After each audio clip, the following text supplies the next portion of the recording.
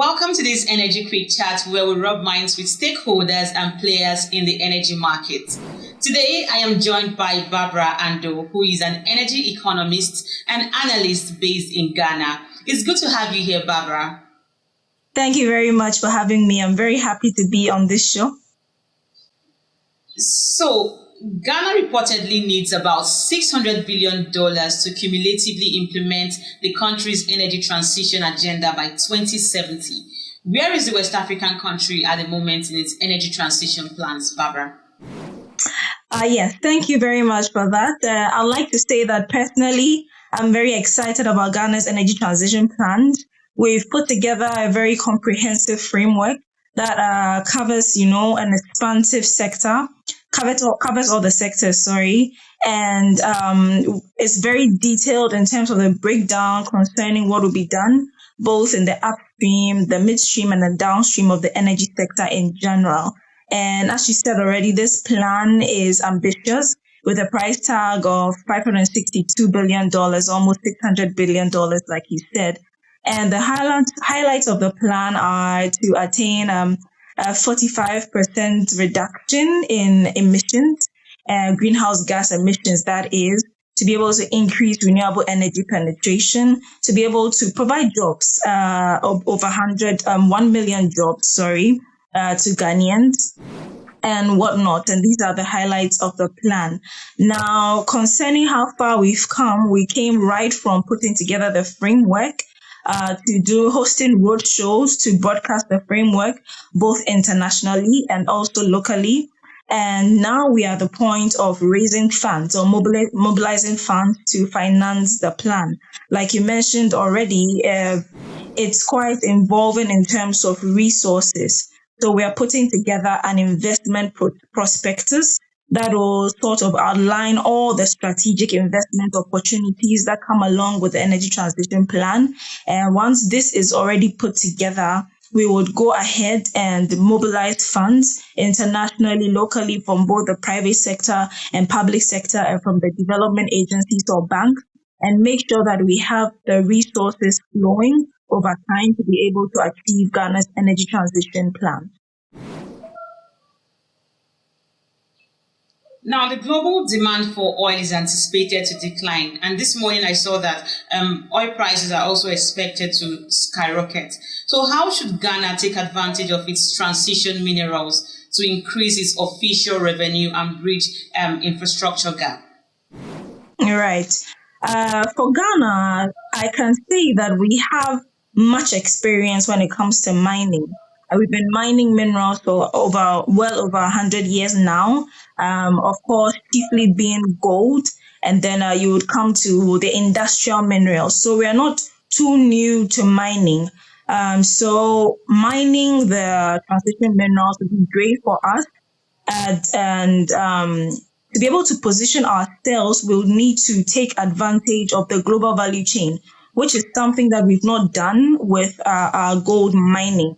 Now, how do we do this? First of all, through policy and through building human capacity. I mean, there are several sections of the global chain in which we could enter. And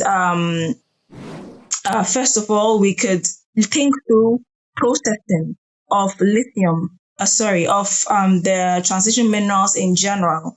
We could also think of creating bonds with forward-facing manufacturing industries. For instance, automakers who might need some of these transition minerals in what they need to manufacture, and create partnerships that will allow them to invest in Ghana, invest in the value chain for the transition minerals, and create value both for Ghana and also globally.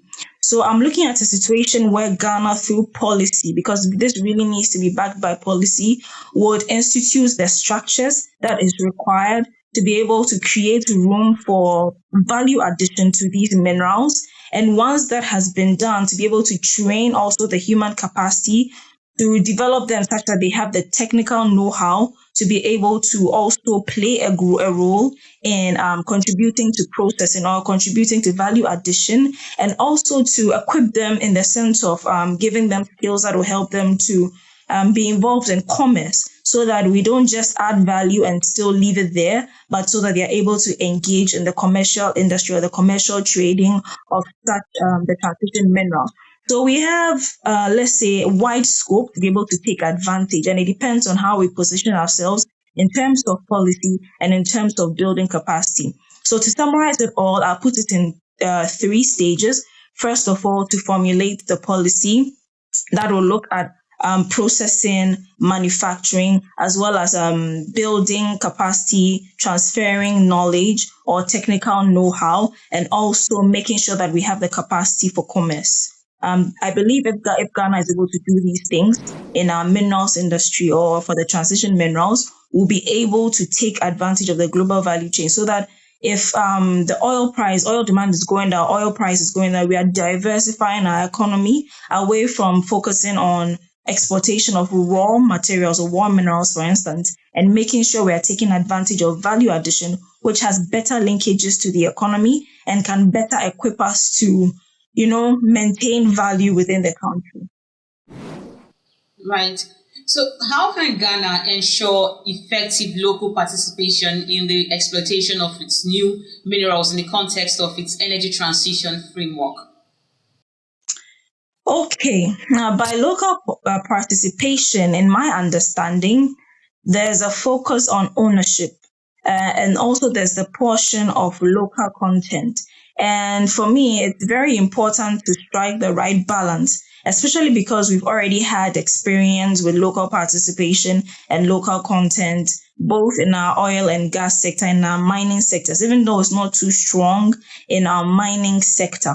Now, from how I see it, we are better off focusing on growing local content than being too focused on ownership or local participation in the mining of raw minerals.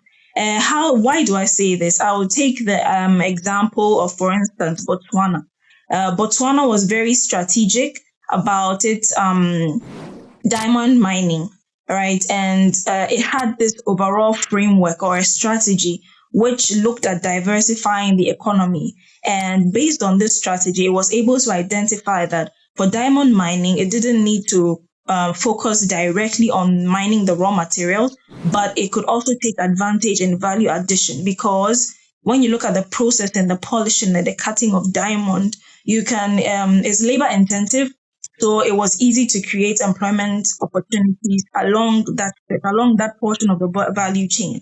So they went into joint ventures with companies, and these joint ventures were with value addition companies that will come in, train the human resources in Botswana to take advantage, to learn cutting and polishing, and then to establish local cutting and polishing companies.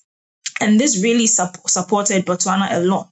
So for Ghana, for instance, learning from Botswana's experience in this transition mineral, I would say it would be better, first of all, to think from the perspective of our overall development and what exactly our goal is.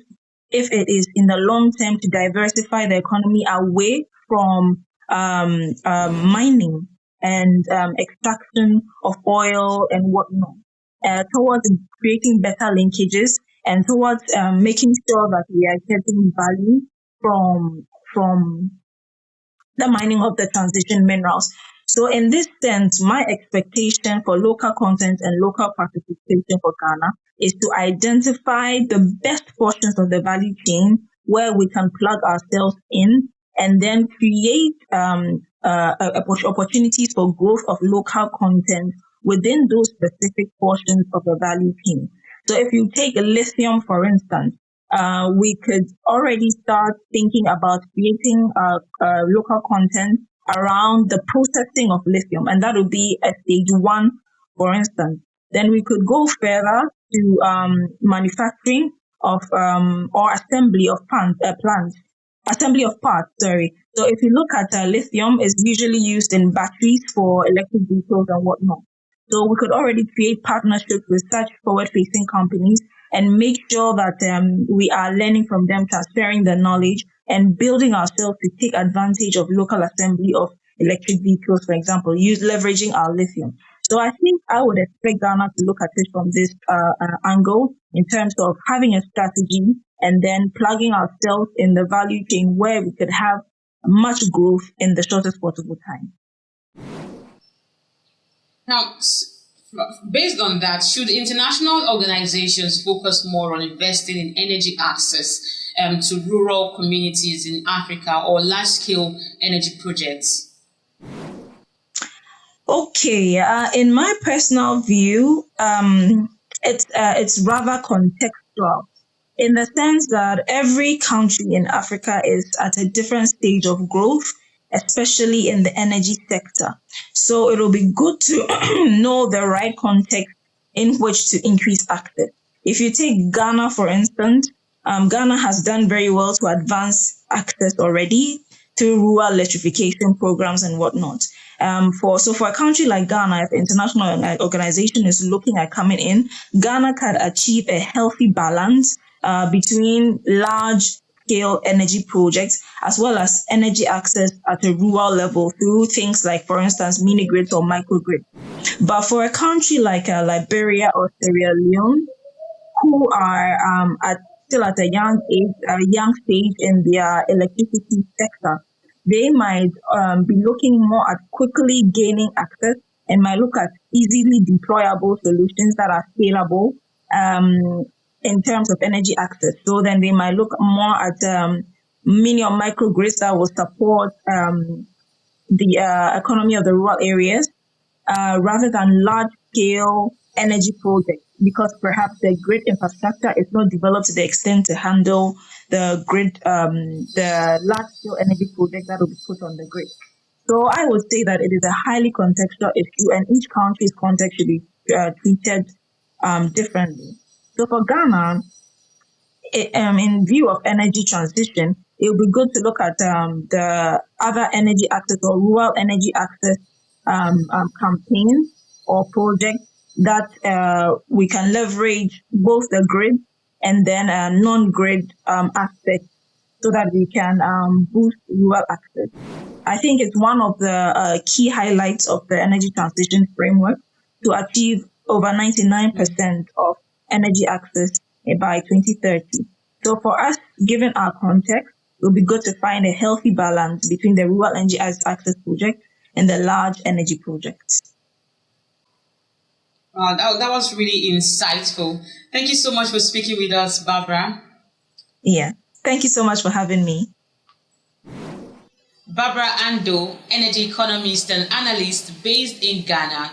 And that's it on our Energy Quick Chat this week. Thank you everyone for taking time to watch. Make sure to comment, like and subscribe to see more videos like this and follow Frontier Africa Reports across all our social media handles. Bye for now.